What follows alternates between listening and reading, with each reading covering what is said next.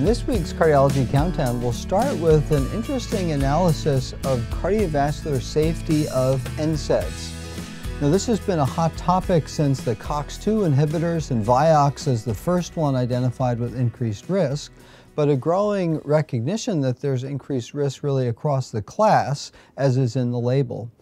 The current analysis in the British Medical Journal is a network analysis where it used only randomized trials, and hence the good non-confounded analyses, and did pairwise analyses of where there are data for the NSAID versus placebo or NSAID versus other comparators, and did a big web of what compares to what.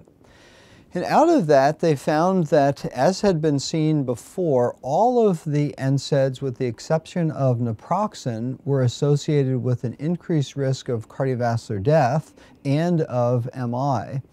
And there, for the risk of MI, naproxen trended to be lower, although not significantly.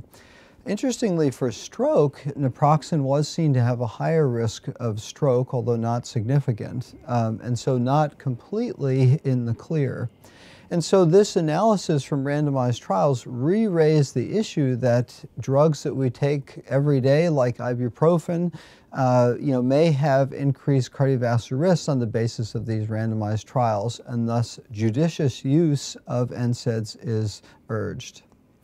At this week's number 2 spot is an interesting analysis in the European Heart Journal that correlated carotid intima media thickness with the syntax score. Now, there have been many prior studies looking at carotid disease versus coronary disease using 1, 2, and 3 vessel disease, but this more detailed analysis of the syntax score and the complexity of disease was found to correlate very well with the carotid intima media thickness. And so I think a useful corroboration of this non-invasive measure versus complex coronary disease. And at this week's number 1 pick is the new update for 2011 of the secondary prevention guidelines of the ACC and AHA. This is a simple document that has a 2-page list of the key things to do. Diet and exercise, weight reduction are key factors in this secondary prevention guideline. There have been some updates, some adjustments to the antiplatelet therapy with the addition of prasugrel and ticagrelor for patients with ACS, especially those who have been stented.